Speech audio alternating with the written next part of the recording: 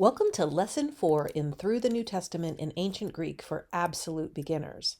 My name is Helene Iste, and I'll be your guide through the New Testament in its original, beautiful language, the language of ancient Greece, which coincidentally was called Helleniste. Because each lesson will build on previous lessons, be sure to start with Lesson 1. Let's get started. In this lesson, we're going to learn about punctuation in Greek, conjunctions, and prepositions.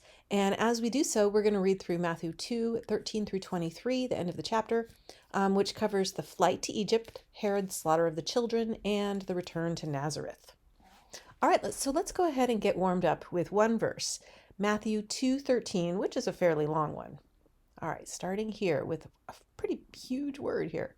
An koresanton de auton idu angelos kuriou phainatai kat anar to Yosef legon egerthes paralabe tad paidian kai tain metera autu kai fuge es Aegypton kai isthi eke heos an eposoi melegar Herodes zetain tapaidian tu apolesai auta.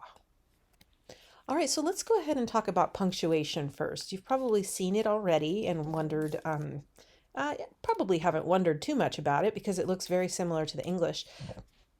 We're getting these Greek verses from BibleHub.com, and BibleHub does us a favor by using very similar punctuation to what we have in English. So I have the BibleHub.com pronunciation in this first column. So you'll see these commas are the same as what we would have in English. A comma pretty much separates clauses, like if you want to say the angel appeared to Joseph, comma, saying, comma, and then rise, comma, take the child and his mother, comma, and flee to Egypt, comma, and remain there until I tell you. And then this semicolon is the same as in English. We would use a semicolon as well. It's kind of between two complete clauses.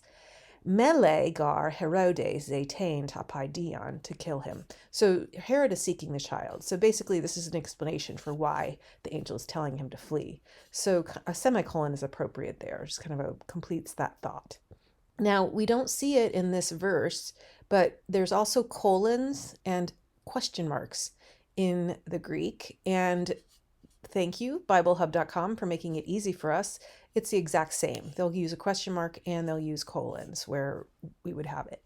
Now, a lot of other Greek manuscripts and New Testaments, like the Society for Biblical Languages Greek New Testament, which I've put down here, the same exact verse, they don't do quite the same type of grammar. They kind of are more consistent with ancient manuscripts. So instead of a comma, you'll see what looks like a period, except it's higher up, like the top part of the colon, basically. That would be a comma. So you'll see an example of that here. And it also uses a lot fewer punctuation marks. So you won't see like the comma before legon. You only see it after, which is helpful because it kind of separates what the angel said from the description that he appeared to Joseph. So that would be in the Society for Biblical Languages, Greek New Testament.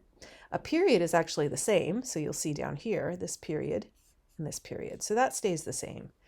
A semicolon, however, like here after aposoi, that one looks the same as what you would see for the comma, like a raised up period. So the top part of a colon, for example, in English.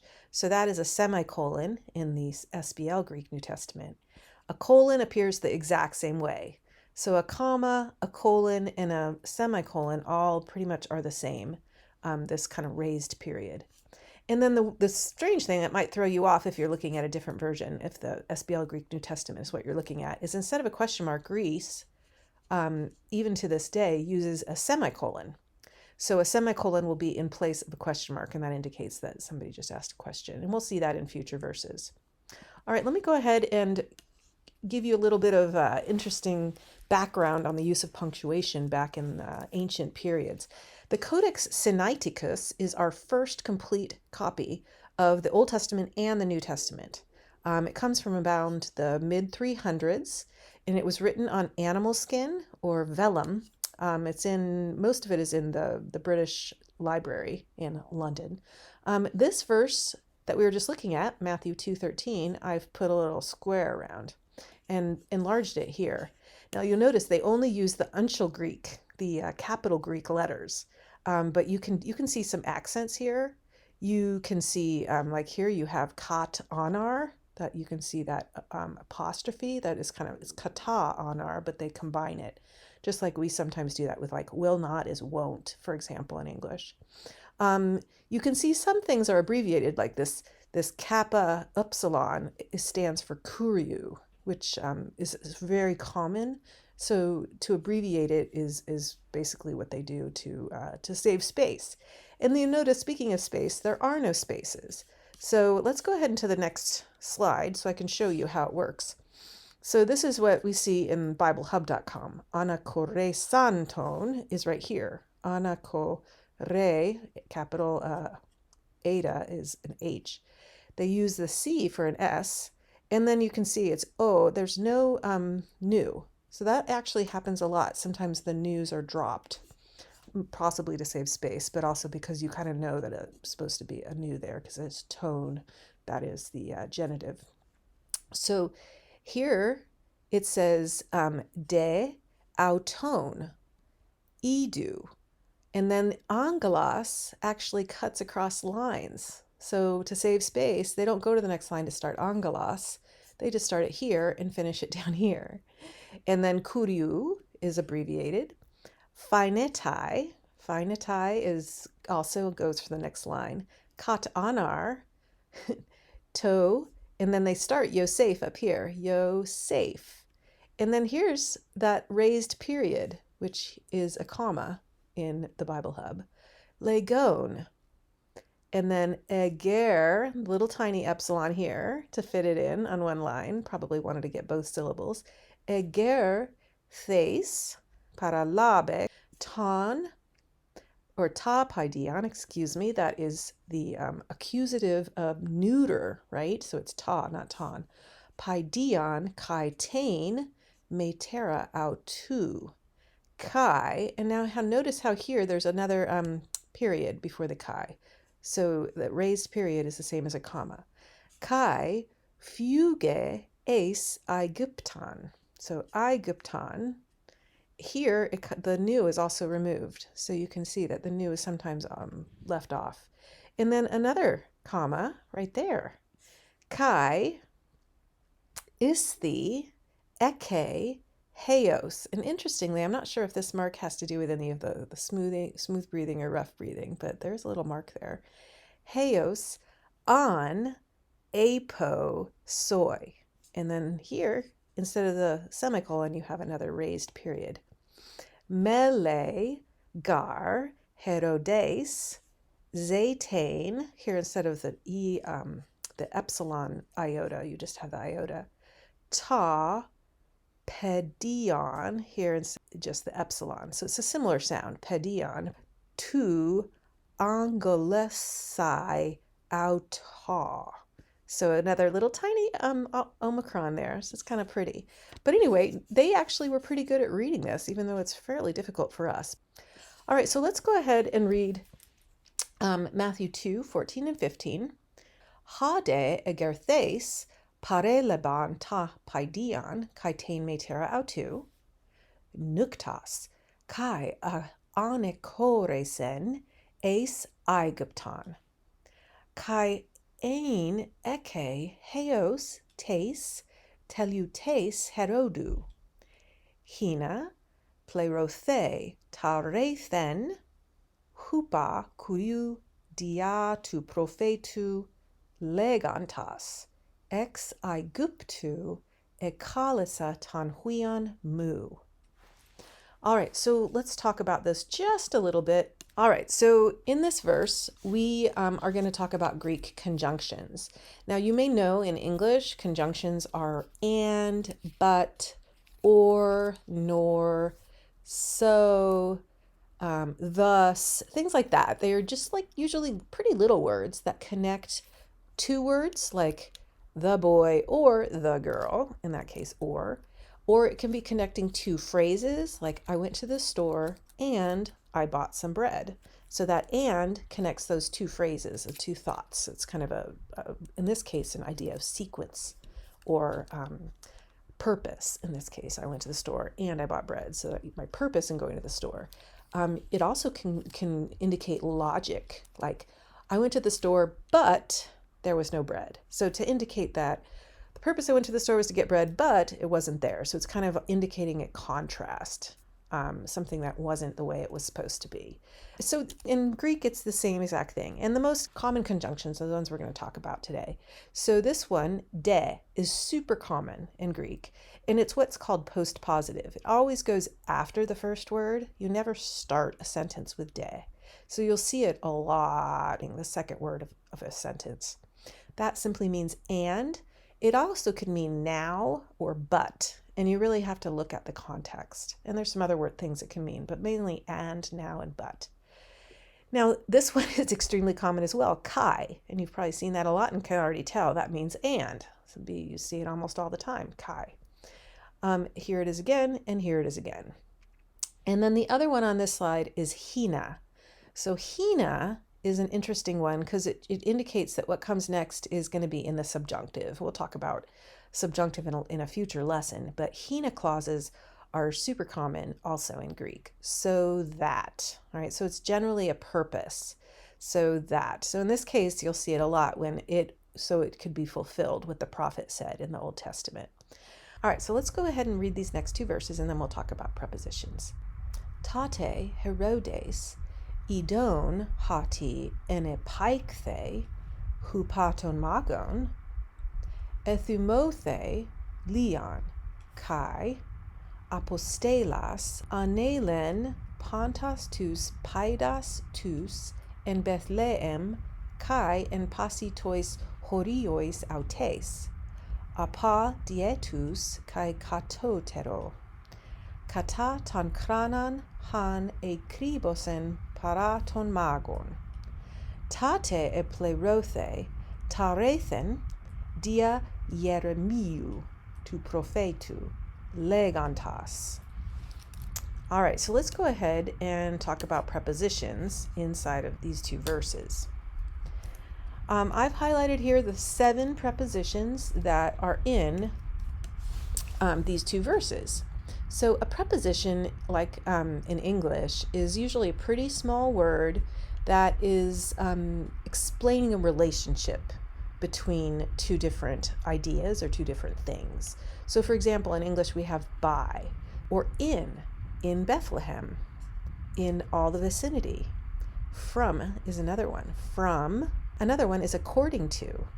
We use according to in Greek, kata. There's also para and dia. And there's a bunch more, but we'll talk about these first. So hupa is by, and it's followed by the genitive. So by or from usually is followed by the genitive. So by the Magi. He had been outwitted by the Magi. And this pretty much just tells you who was the one who did it. It's the agent, you would call it, the person who did the outwitting.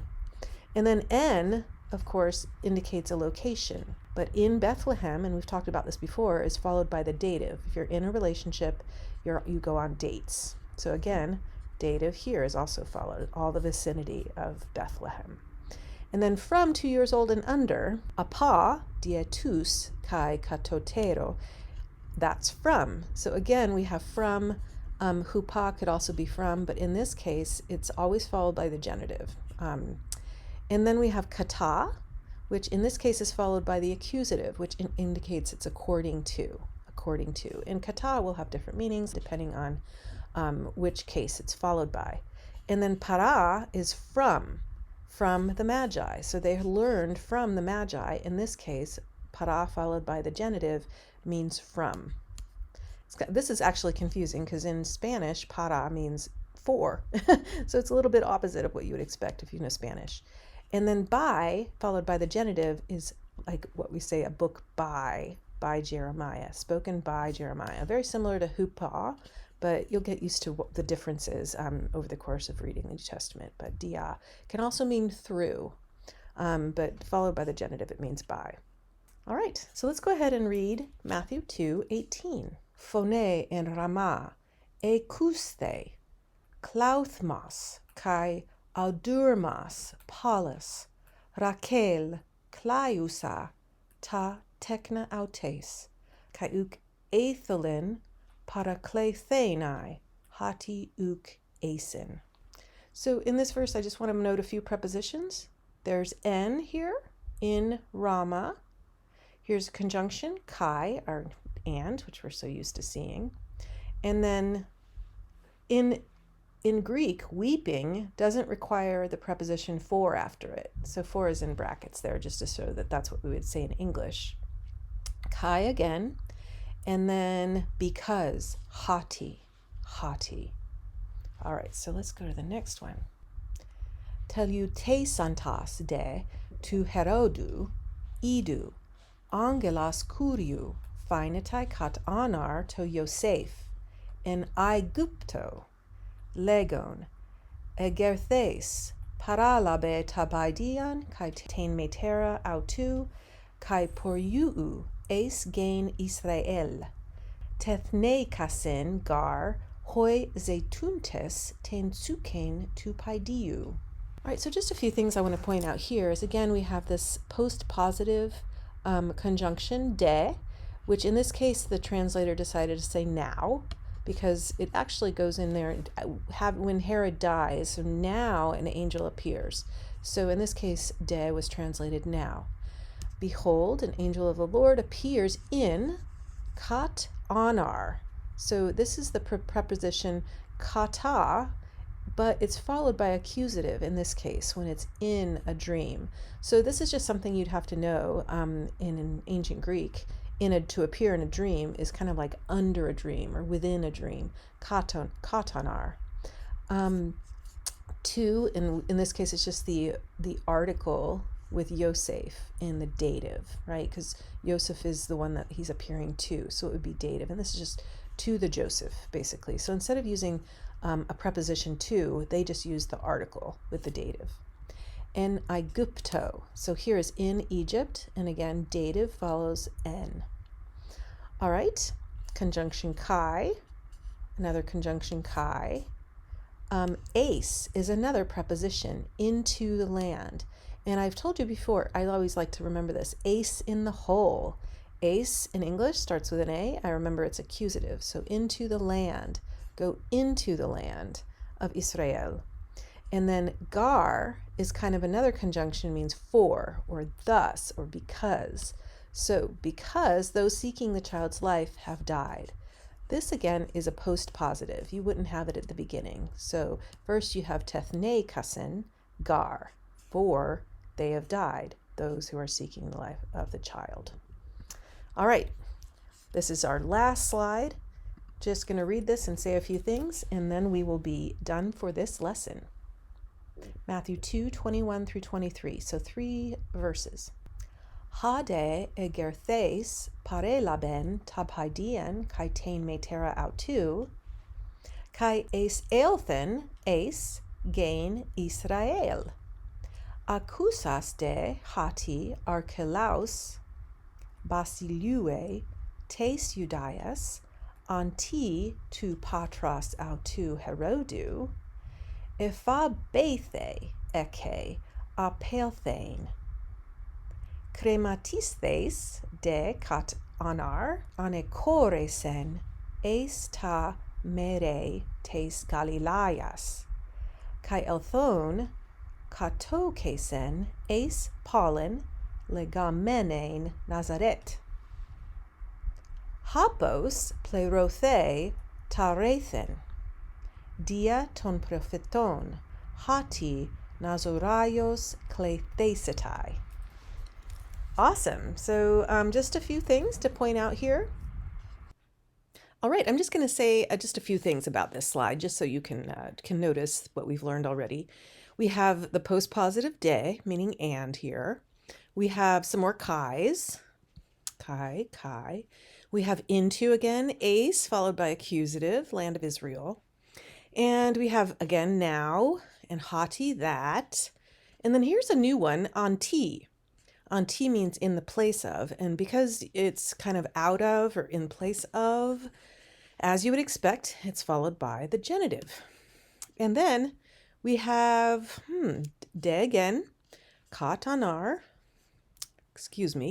kat anar. And if I didn't explain before, the reason it's abbreviated here without the final alpha is because it's followed by an omicron, a vowel.